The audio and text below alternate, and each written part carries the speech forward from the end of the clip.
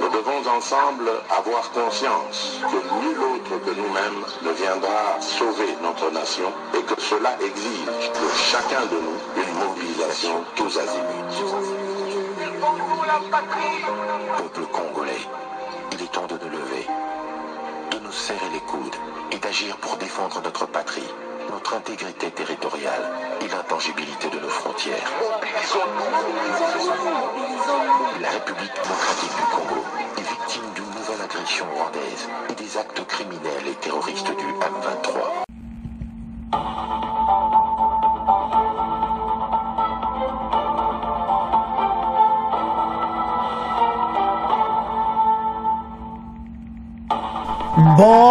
Bonsoir, bonsoir, bonjour. C'est Congo News 24. Bande Konanga, comme toujours avant de commencer notre émission, nous disons merci à Dieu. Nous disons merci à nos chers abonnés et téléspectateurs qui nous suivent partout dans le monde et en RDC. Bande Konanga, soyez les bienvenus. À la une, chers téléspectateurs, au Balobake Yindi, réaction PPRD sur la rencontre entre Joseph Kabila et Moïse Katumbi. Bande Goza Somo, tous à la connecter, peut-être développer une émission à Bisso, parce que, oe bimi awa, eza Somo. Match eza mobulu bande ko yesa baninga nyoso, bazanga te ko yoke émission. Deuxième point, chez téléspectateurs, pression sur Kagame bande konanga par USA. Soldats RDF capturés, suivez des révélations. Maloba oyo soldat oyo bakangia lobi, alors armée rwandaise ba preve bimi, bokoyo ke interview ya colonel A. Zoukai, porte-parole à Sokola 1, a expliqué clairement la présence rwandaise dans RDC.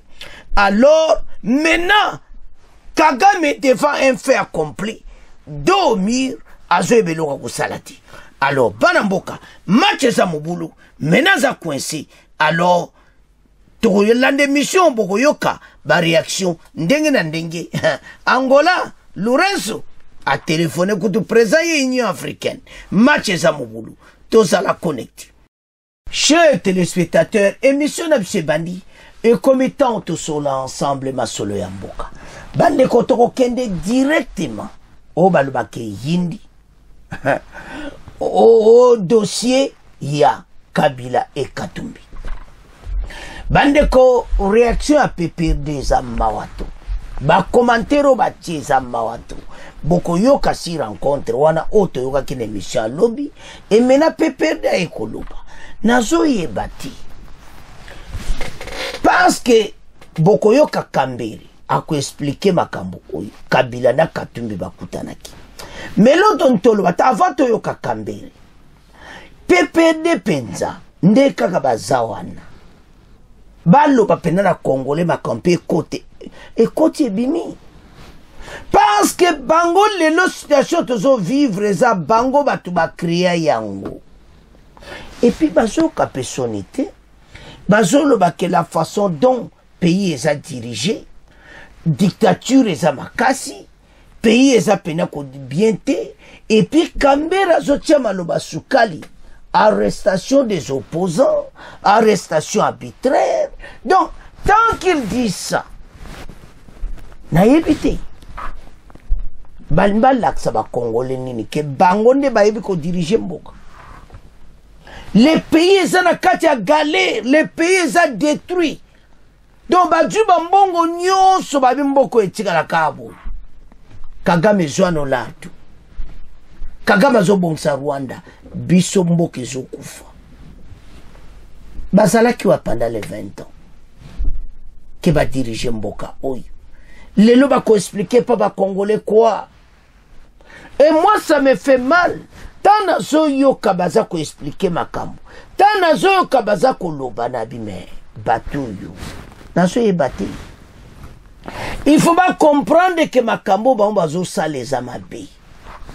Batika ba aventure baza ko sala parce que ba congolais on en a marre. Les chefs de l'état zana mbujimai. azotala batravaux azosala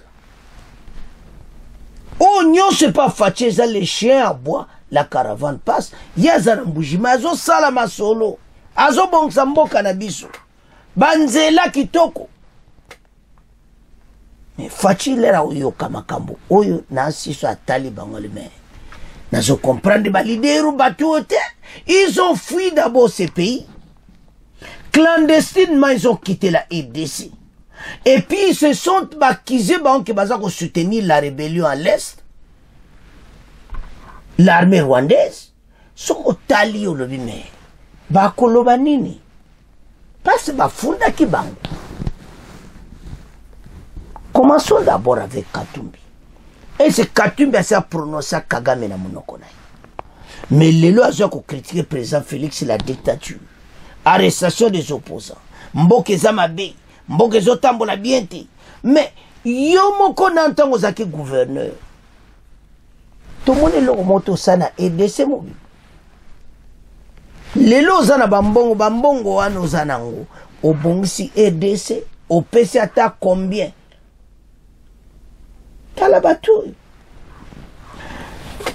Je crois bien Katumbi voyage ne kokende akere kokutana Kabila. Il avait préparé. Parce que mona qui est na kati aéroport moi zo tambola zo kende. Donc soko zo tala o mona ke bateau yo makamba ba complot ba osala contre notre pays et kozala nul et sans effet. Ils ont planifié tout. Mais ils ont réussi. T'es botikati. Bozo mandike bozo lukaka RDC kota mbu mezo kota na mopiti. Oh les pays sont en crise. Crise ya nini. Le président Félix yewana na mbujimai. Azota la sindeni bazo bongsa mboka. Bazo bandela kotonga mboka. Il était au Grand Katanga. Maintenant azakuna na Grand Kasai azotambola pays oyo ekozala boete pays oyo il faut congolais amona clair mboko oyo ekende liboso bango babulu na bango eza nde bakutana kine Ethiopie wana Faci azovanda libela oyoka Faci azakos aider mboka oyo telema makantio bazanango c'est parce que bango balingaki RDC te Faci a une direction contraire na oya bango Djambongo tchana ba poche ok nango Djambongo donc ezaïkara destruction sur destruction et maintenant le PPRD akoyebisa ba congolais ni dictature. Ah. Mais et oui qu'il a zo kama sono na nena landika Kambere na bime. Il a expliqué. J'ai communiqué publié lelo azolo balelo sur rencontre où est Salamaki ya Kabila et Katumbi. Pourquoi pas ils se sont rencontrés? Pourquoi il est en fuite? Pourquoi il est sorti du pays clandestinement en tant qu'ex-président Mboka? Bandeko, tozana position ya bien. Parce que tant qu'il y a la deuxième partie, boyoka ba soldat rwandais belé pete boyoka ba réaction. O ebimi à partir de comment les soldats rwandais ont été capturés. Ta boyoka ba réaction siko parce que boyebi djeli solon mais les boyoka ba réaction émission yesa baninga bazanga te deuxième point eza som. Alors tozonga na point na biso Kambere zo commenter sur Kabila Katumbi rencontre na bango azolo bake bango bakoko jamais kolinga même constitution RDC ba toucher yango mutu monta ko changer yango et puis ba koyebisa peuple et basa peuple pena yoke la Kabila ngazo na makamono mono ba yoka pena Katumbi na Kabila balobi to vandako totang. Oh là là pays oyo réaction PPRD si la rencontre entre Joseph Kabila et Moïse Katumbi Dans un communiqué publié à l'issue de leur rencontre par Ferdinand Kambere, secrétaire permanent du parti PPRD, les deux leaders ont dénoncé les atteintes croissantes aux libertés fondamentales dans le pays. Ah! Donc, dans l'ère à Kabila, peuple azaki libre. Journaliste azaki libre. Bangondo ba caméra zo kwa kote mo zo mona. Toujours y en a point. Poignant du doigt les arrestations arbitraires des journalistes, d'activistes et d'opposants, ainsi que l'incarcération injustifiée des citoyens pour leur opinion ou origine ethnique. Nous exigeons la libération immédiate et sans condition de ces personnes, ont-ils affirmé. Joseph Kabila Moïse Katumbi a également condamné la prolifération des forces étrangères et des mercenaires en territoire congolais, exigeant leur retrait immédiat. Mais Bazawana Bazaba coach, beaucoup Kabangoti. Par ailleurs, ils se sont fermement opposés à toute tentative de réforme constitutionnelle visant à prolonger le mandat présidentiel au-delà des limites fixées par la loi. Une démarche qu'ils qualifient de consolidation de la dictature. Autrefois adversaire, Joseph Kabila Katumbi se rencontre et critique Félix Tshisekedi. L'ancien président de la République Joseph Kabila, ancien gouverneur de province président, ensemble des Républiques sont rencontrés à Addis Abeba en Éthiopie, peu avant Noël, selon les informations fournies par leurs équipes respectives, plus de 2 ans après leur dernière rencontre à Lubumbashi. Les deux hommes autrefois adversaires critiquent d'une même voix, la présidence de Félix Tshisekedi, qu'il qualifie la dictature. Ah, mokiloyo. Son azo tala Kambere, bino bata e PPRD. Bilende bata ubon mboka oyo. Mais bara mboka tolande nanu. Dans l'actualité aussi, cette rencontre à Addis Abeba en Éthiopie entre Joseph Kabila, autorité morale du FCC, et Moïse Katumbi, président d'Ensemble pour la République, rencontre pour parler de la situation politique de l'heure. Selon un communiqué du 26 décembre, les deux hommes politiques se sont rencontrés au vu de la grave crise politique, sécuritaire et socio-économique que traverse la RDC et de ses conséquences sur la population congolaise. Les deux personnalités ont exprimé fermement leur opposition à toute réforme constitutionnelle qui, selon elle, dans les circonstances actuelles, s'avère illégale et inopportune et dont le but ultime n'échappe à personne, la consolidation de la dictature à travers une présidence à vie en RDC, dit le communiqué. Écoutez à ce sujet Ferdinand Kambere, secrétaire permanent adjoint du PPRD, parti membre du FCC.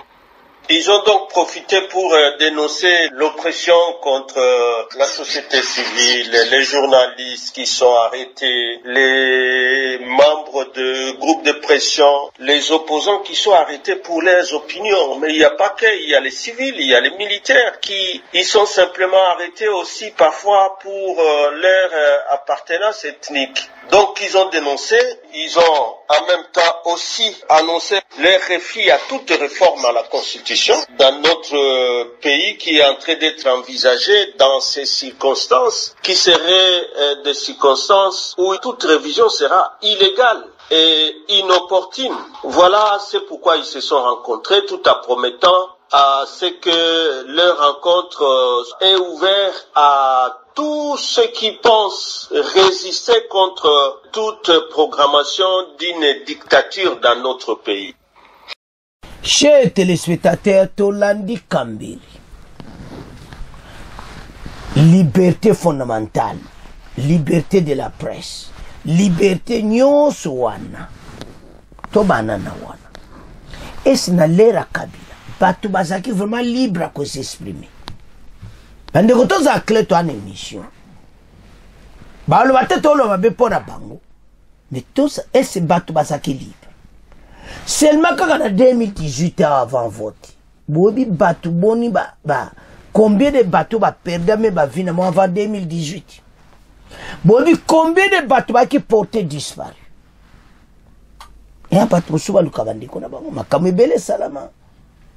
Est-ce que liberté de la presse n'a l'air à Kabila, l'air à Fachi? Wabi liberté de la presse zaki bien. bande ko bojo ata bolo bata muke na point oyo lelo mutinyo sasa ko exprimer Kambere nda za ko exprimer wana donner un exemple ezakilera Kabila zolo bana Kabila mais kala ndenga zamba eko zoyer ngondo ya ko sakanati ba journaliste na l'ère wana ba 2017 2016 2015 na micro na bandeko ngondo kozwa caméra côté kuna yo mutu côté kuna ba micro côté kuna ndo ozuka mutu do mawa liberté ni nezalaki totsonga na ba arrestation ya opposant na l'ère Kabila mais vous avez rien à dire parce que quand diète ma prison et puis prison pour éviter ça ko ma vie ou bien ok na libela plusieurs personnes ont été arrêtées et portées disparues parce que makambo tantôt ozomona makambo na l'era fachi bazolo bake ba droit batu arrestation arbitraire des opposants mais na l'era mo pe opposant parce que ko kamati donc tant au tala biloko hein mais bazo mona mena que fachi de dictature non c'est le contraire plutôt que l'era Kabila de dictature ezaki makasi impunité moko donc anzambe tala cher téléspectateur bola l'émission tola muka bato yo ba rencontre bango ezaka ka distraction tozana dossier est tozala clair parce makambo boyoka le colonel a lobby à Marc ou a lobby à expliquer na Lubero après arrestation ya soldat wana mais ça sont moti makambo za minene na émission yo kozanga te parce que arrestation ya ba soldat o boyoka makambo ebele peut-être yoka kite yaka voilà. Alors, tous ces soldats rwandais, je peux dénoncer. Mais toujours à la point. Alors, mais la situation à Kabila, na Katumbi, boy constitution va changer. Constitution aidé sur, va changer. Bango va décider. Kambere ta, makambo bozoe la biswa. Bolani Kambere, alors la constitution va changer en route. D'après Bango, et ça vraie constitution, que constitution photocopie, la constitution française. Est-ce que la façon française du tambour? Et ça n'a aidé, c'est la réalité, ça n'a mon côté. Congolais, totalement ensemble, avançons ensemble, pays cause à la boïté. Ça choque et ça dérange. Banamboka, et ça passe. Alors, sans plus tarder, token na deuxième partie. Mais avant tout la première partie, bande koma kambo yo bango ba lobby. Bolanda wanati ezakaka ba benga ngo manipulation. Ba ke ko kuta en Éthiopie dans un pays étranger, faire quoi? Complot ni. Complot monene possible sal na Kagame. Elo ni bo memela biso ba Congolais. Ba memela biso lokoti. Yone Congolais olanda ngandi kozala perda kolanda bangoti. Le pays a été déjà pillé. Fachi azana mbujimai pour le moment. Fachi bazo bongsa banzela bandeli mboka kotonga zéro. Totiga ngona bino. Tomoke na deuxième partie. Bande ko deuxième partie to diviser en deux. To loba d'abord à trois couteaux. To banda nanu na oyo boyokaki déclaration à soldat rwandais. Après, tokoya na message ya lieutenant-colonel Azazkwa o azana Lubero Mark o a expliqué biso yango et puis après tokoya na réaction ya ba américain à partir du conseil de sécurité baloba ki yango déjà Kagame a coincé pour le moment. Bah, américain maintenant, balimensiko Kagame kusuka wapi do au milieu. Il n'a plus rien à dire. Tokangi siko la main dans les sacs. On a arrêté ces soldats rwandais. Azaki blessé. Bah même va traiter, il y a des effets militaires partout va traiter. Yango bandeko tala. Notre armée se porte très bien. Mande vuye moko aza presque Bruno aza koloba na kati ya front boyoka pays. Alors, soldat on a alobi ke bazana aider ces apona kopier ba minere. Azo se bande ko ne ba soldat rwandais. Ete bande ko na biso ba mama na biso ba ko souffrir. Tochika koya kubunda na ADC. Parce que Kagame azotinda ka ba soldat rwandais. Et puis aza soldat de première classe passe azana ba pareil, o aotinda ba bombe et tout ça. Mais il a été blessé quelque part dans les ba obunda ba yokutai. Azesunelo wa osalati. Fole ba yambai. Ba joie konde armée zalaka ba memie ba tebele balanda ba image wa. Mais awale londe to meka ko analyser par réaction oyebimi. Kagame azaiko wangana. Mena suki wapi. Makamoto le ba américain donc réaction américaine les appela mobulu. Na conseil de sécurité. Donc Kagame a un problème sérieux. Makambo neto oke nango. Facha zaka ganya. Parce ba wangana kiti. Tokangi siko sodati. La communauté internationale a un problème. Bogoyoka colonel nenga lobi. Mais to banana soldat ou aza capturé. Après to ya na colonel. Boyoka réaction au front. Na yemoko Bruno na kati front. Pression USS Kagame, soldat RDF capturé, suivait des révélations. Un soldat de première classe de l'unité spéciale des forces rwandaises capturé au front de Lubero, dans l'est de la République démocratique du Congo, a été présenté jeudi lors d'une conférence de presse tenue par le porte-parole des opérations Sokola 1, Grand Nord, le lieutenant-colonel Marc Azukai. Ce soldat capturé samedi dernier entre Mambasa et Ndoluma en plein combat a été qualifié par les autorités congolaises preuve tangible de l'implication directe du Rwanda dans le conflit de la RDC. Azali Suna Likambako Lobati parce que arrestation et salami va présenter. Togoyo kanan les soldats rwandais parce que ako expliquer ba arme wana ndeni azo démontrer ndeni baza ko beta yango et tout ça on tolo bato si sabato mayeli fachi alobini naibsa kibino ke ba rwandais armée rwandaise moteso bunda wana wa mususu baza kakoki vidi. Fatitanga oloba na bango. Bango bazayi kondi. Mena tale pato komisiko. Alors, sans plus tarder, toyoka soldat rwandais oyo bongo to avance.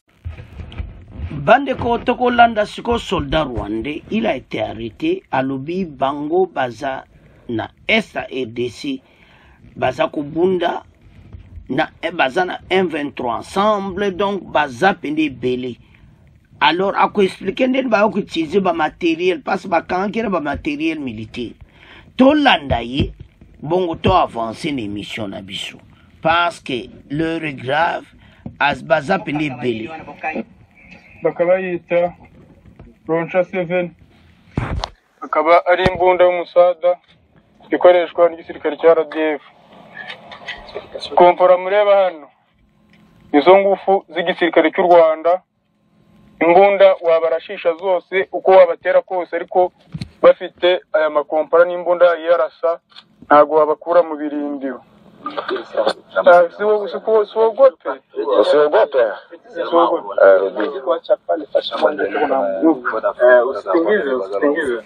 Hii kompola ni ya Rwanda, inatumikishaka Rwanda peke, ndio wanatumikishaka. Silaha inapiga hili kompora unaita -1. Hili kompora wanatengezea mu Bushinwa. Afrika, Rwanda yo peke inatumikishaka hizi makompola. Hizi makompola ni za nguvu. Hizi makompora unawapiga mbunduki za mizinga za kabambi, manakupigisha hii tu unakimbia. Barusia wanawapiga mei boro wanakimbia. Bakomando wanapiga mei boro wanakimbia. Hii boro ni ya Rwanda. Kongo inaiuza inaibapiga wakakimbia. Hii -1. Hili ni kompora ya silaha wanaita -1. Rwanda wanaitumikishaka. J'informe les soldats rwandais d'arrêter d'envahir le Congo. Ils meurent pour rien. Que les soldats rwandais arrêtent de combattre dans les pays d'autrui. Ils mourront pour rien. Et ici, ce sont les autorités rwandaises qui en sont bénéficiaires. Parce qu'on se bat pour l'exploitation minière. Je conseille aux soldats rwandais retrouvés au Congo d'envisager retourner au pays, que de se battre pour rien. Parce qu'au mourra au Congo, c'est leurs parents qui en sortent victimes. Et s'il ne faut pas tout, ils rentreront au Rwanda sous de mauvaises conditions et une pression.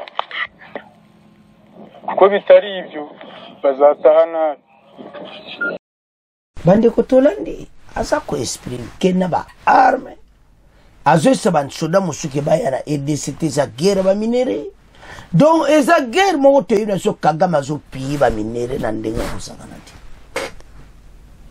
mais entre taba zo boma wa congolais siko makambo boy to lobate ozoma makambo za clair bo yo congolais ozo olandi wande asa ko expliquer Magoyo kanya Rwanda te tanga bekri nande te expliquer na bo comprendre comment RDC a menacé. Nous devons être ensemble. Kagame Suki azaiko wangana mbena bakangi soda na ye en plein temps où tozana discussion na bango yazolo ke l'armée rwandaise azana RDC. Soldat na bango yemo kwa zoloba. C'est comme le bac soda malouana monoko. Non. Bazebele. Mais Kagame le que soldat ne mokota zana église. Voilà la situation d'enge commis. Arrestation soldat où ils a preuve ya Kagame présence na. Bandeko Bogolanda colonel. Eza yemokota. Parce que bamusuba kufi yende swa zoga kama kufiti. Il y a plusieurs pertes soldats rwandais bazako kufa parce que biso menato réactiver okaka machine na biso bilo na biso moto tozo pesa Kagame zo kwa ko résister te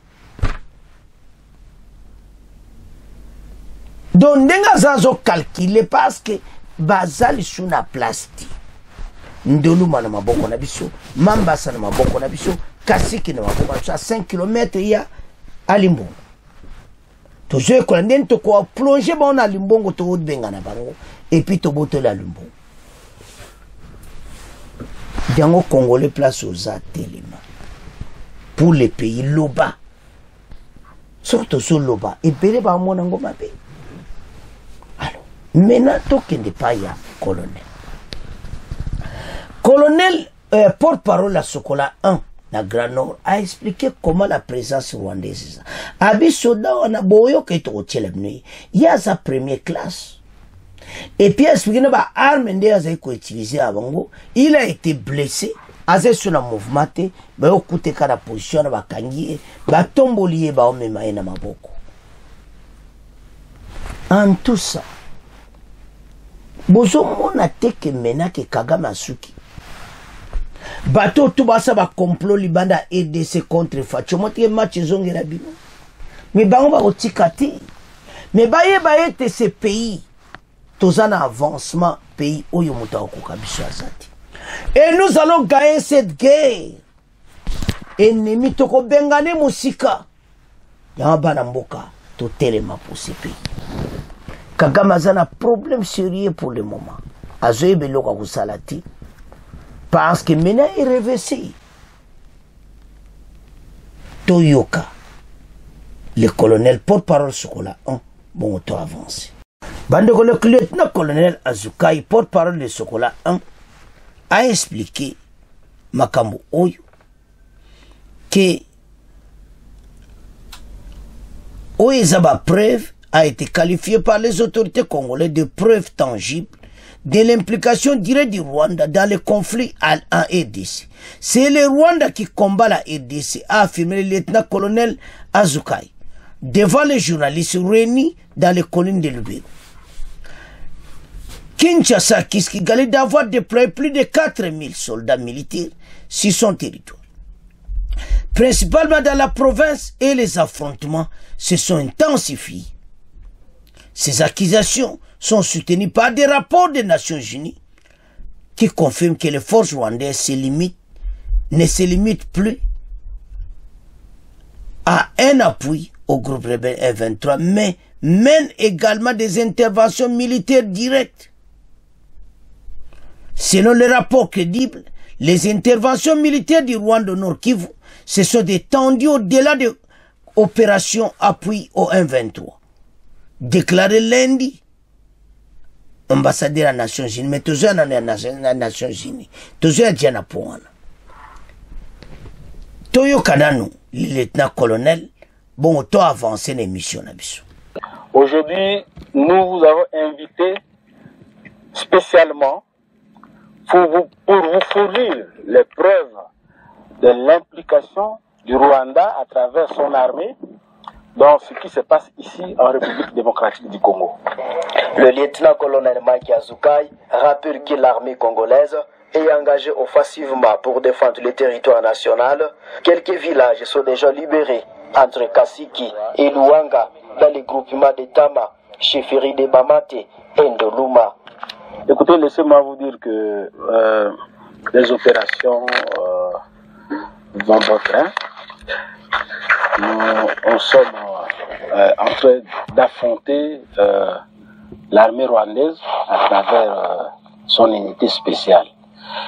Aujourd'hui, nous nous retrouvons dans ce contexte et dans cet espace pour vous démontrer l'implication du Rwanda à travers son armée. Aujourd'hui, nous vous présentons des preuves. Et parmi ces preuves, nous vous présentons un soldat de première classe qui a été capturé, bien que blessé, mais il a été capturé sur le champ de bataille. Et l'opinion doit savoir qu'il est le seul survivant de son unité qui a été déployée dans la zone. Nous l'avons capturé. Comme il est blessé, on l'a soigné. Nous sommes une armée régulière. Notre armée a souscrit à toutes les résolutions relatives aux droits de l'homme. Il a été bien traité, bien soigné. Lui-même va vous le confirmer. Et après, il était question que l'opinion sache exactement comment les choses se sont passées.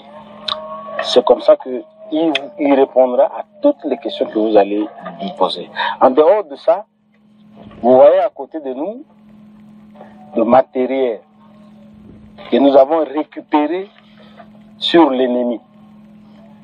Ces matériels-là seront c'est à lui qui est formé, donc recruté, formé, et lui qui avait utilisé ce matériel, c'est lui qui pourra vous donner plus de détails. Laissez-moi vous dire aussi qu'en dehors de ce matériel, les forces armées de la République démocratique du Congo ont abattu des drones.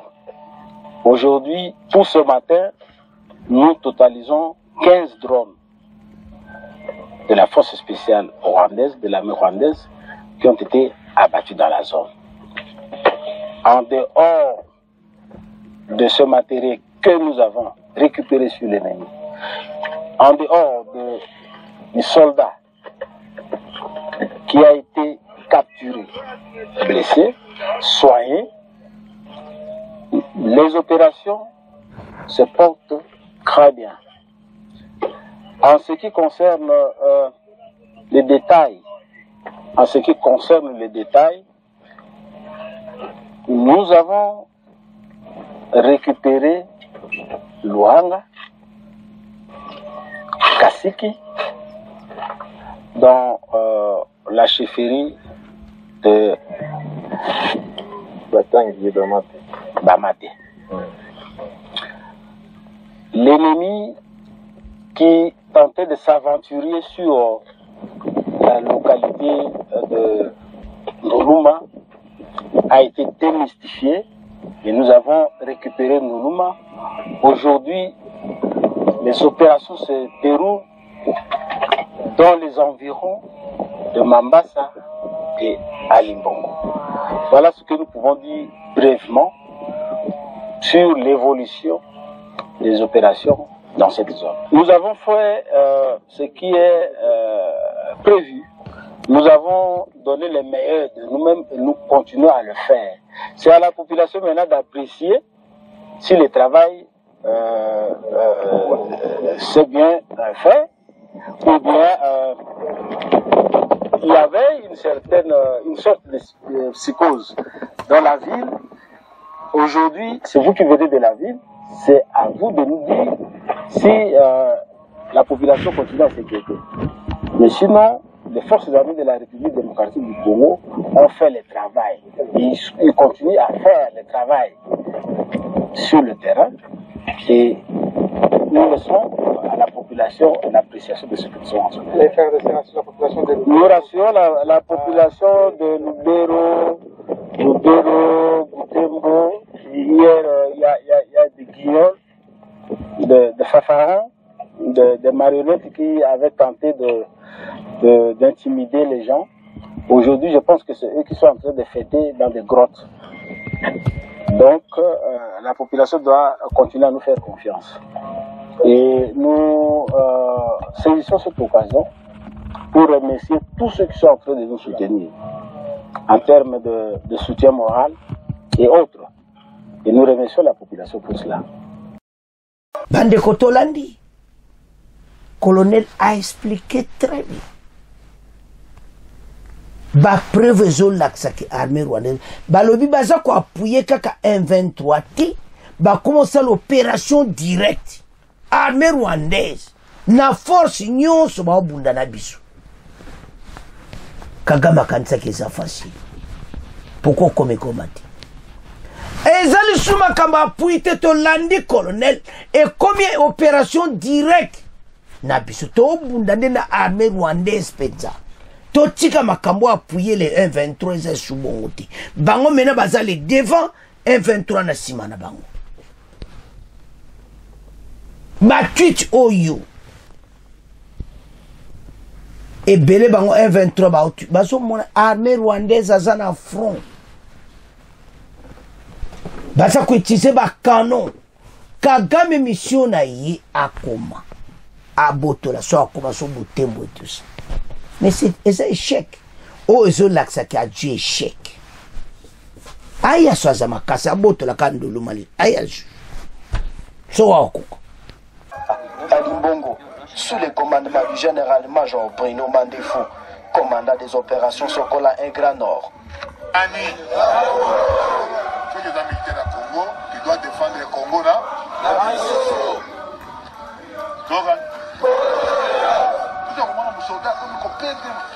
Kisi ya soda c'est le moral.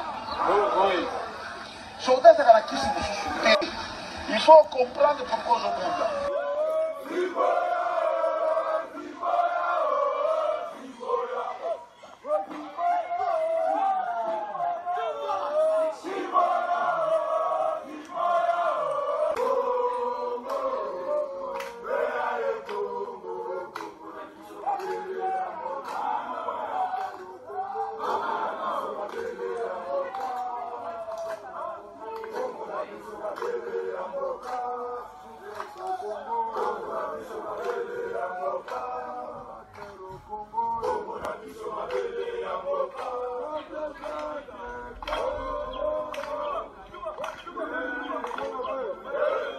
yango ata tozoloba na bemission te congolais toloba mpo na armée bozomona ngo kaka boye mais Kagame asambwe colonel a expliqué et tout ce qui s'était passé sur le terrain bozomona te.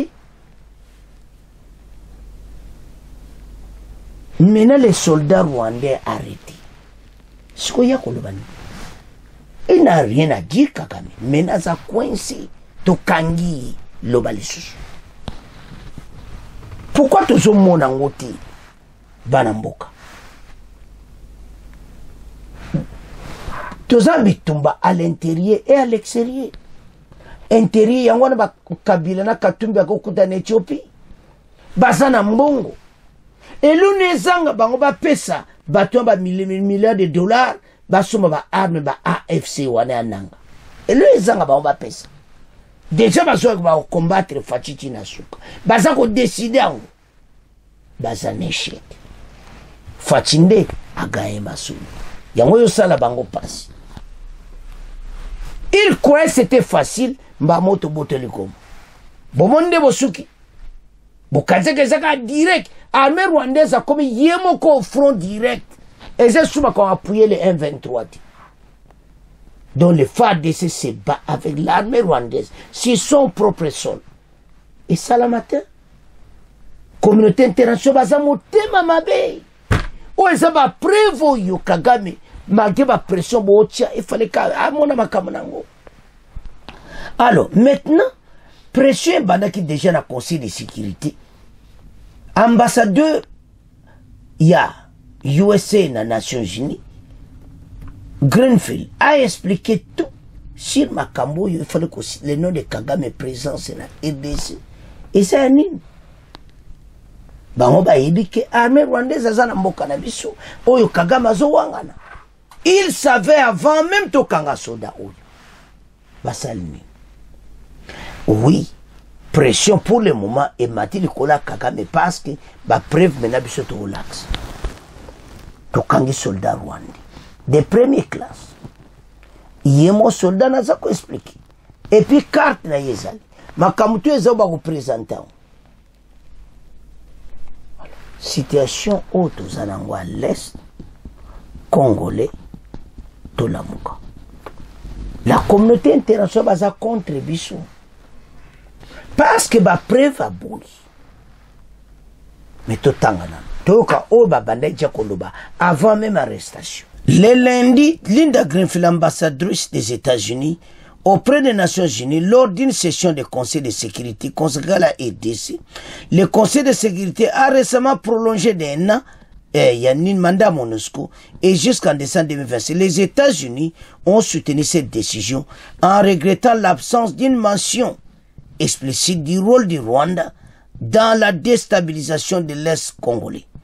Nous sommes déçus de constater que certains membres du Conseil n'ont pas voulu qu'on inclue des formulations décrivant le rôle du Rwanda dans l'Est de la RDC, a déclaré Linda Greenfield. Elle a ajouté que les forces rwandaises, estimées à 3 000 à 4 000 hommes, soutiennent activement les rebelles du M23 et renforcent leurs positions dans le Nord Kivu. À lobby, yango. Mais c'est sous Bongoti. Les Américains va commis devant un problème sérieux na RDC. Ndenge nini Kagame akoza na problème parce que ezama kambu ya kosakanati. Ozomona Kagame a un problème sérieux parce que tant qu'on a USA pression sur Kagame, soldats RDF capturés, suivi des révélations, Bolandi ba révélation. Alors tant qu'on a la makamaboui, et ça m'a caminé. Parce que les Américains ont Kagame bien sa soda non to éviter ce zaka ba jena bango. Mais Kagame a bien sa bango te vraiment. Lourenço Autosola. Peut-être vous connaissez, peut-être vous ne connaissez pas. Na présent il y a Union africaine. Présent en Mauritanie. Bah solo les CIR pour le CIR ba station Union sur Afrique. Et puis principalement na opération parce que eza rôle ba PC na Union africaine a PC rapport et na niveau économique Union africaine a yebsaka ba américain to muto na bino yo ko PC revesi bolongole na fond azonga parce que za muto na bango bandaka la bango pena so ba décider Kagame akita ko kite Facha lobina ebse ki bino nini nga yewana na tikeli bino ye Kagame na maboko na bino parce bozo koka koloba na eteke bo pese ba sanction ba preuve abo siko tozoze la communauté internationale le colonel Hazukai porte-parole à Sokola 1 bolanda ki ndenga expliquer ete fu ba pesa Kagame ba sanction le ba américain USA pression si Kagame après arrestation ya soldat rwandais. Makambo za mobulo to développer ma soul. Plus bref, sachez que le président de la République islamique de Mauritanie et président en exercice de l'Union africaine, Mohamed Ould Cheikh El Ghazouani, s'est entretenu au téléphone avec son homologue de la République d'Angola, João Lourenço, qui assure la fonction de premier vice-président du bureau de l'Assemblée de l'Union africaine. Information livrée par le bureau de communication de la présidence de la Mauritanie dans un communiqué parvenu à l'agence mauritanienne d'information. Cet échange reflète la détermination des deux dirigeants à conjuguer leurs efforts pour relever les défis majeurs auxquels l'Afrique est confrontée et à promouvoir une coopération renforcée au sein de l'Union africaine, indique le communiqué. Bandeko, les États-Unis maintenant, parce que l'ambassadeur n'a pas Nations Unies avant même Bakanga Soda. A lobina conseil me botangi rôle à Rwanda ti. Na lebo zolo makambo ya est. Donc il y a quelque chose où yo mena mweba bomba de société. Nzambe on a linga abiso to kangi soldat rwandais avec des preuves de munitions rwandais. Biloko nyonso ya armée batia kango bakashi. Kagame a un problème. Aloba nini lisusu awanga na ndenge nini? Et comme étant yena batu na yeba kanga bango. Tous ces nombreux soldats en RDC en train de tuer des Congolais innocents. Mais mission mauvaise clarté. Les Américains ont un problème de bazana parce que coopérer VC dans le Haut-Savanati. Ils croyaient que le RDC va chapser na kaka. Bisoton dit ma pays au péto Kabole. Non, Fatia zaki sage. A blenda goma ndenge mo mutakoleka goma zati. Aux alentours tout tane ba okanga kanga bango akibumba.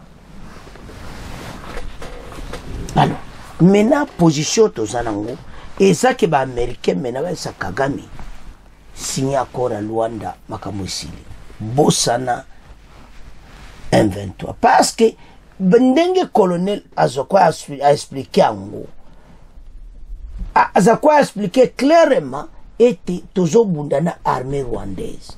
Ce n'est plus appuyé à l'armée rwandaise, mais c'est l'armée rwandaise lui-même intervention directe qu'au bundana Fabrice. Avec des canons, la minduki wana tout ya zoa et pas mindele pas pesa. Alors, maintenant, Bissognon sur les voix s'élève que Kagame a quitté le sol congolais à Kende. Bayeba eto ba osala biso ko zonge la bango d'une manière d'une autre. Alors, USA en tout cas azali na choité alobi en tout cas Kagame azo ba soda na babima mais là baloba sunini ba américain na sonité passe mene reversement B passe bango pe banda baloba Kagame benda abate mbala oyo bokroaki ekoza somo Kagame azobima na armée na ye bakende so atigite azana problème sur ye monde eyoki makelele ndeto présenter ngo alors bana mboka et comme temps bino bozwa relève bo partager des missions oyo bo continuer ko s'abonner na chaîne oyo au revoir.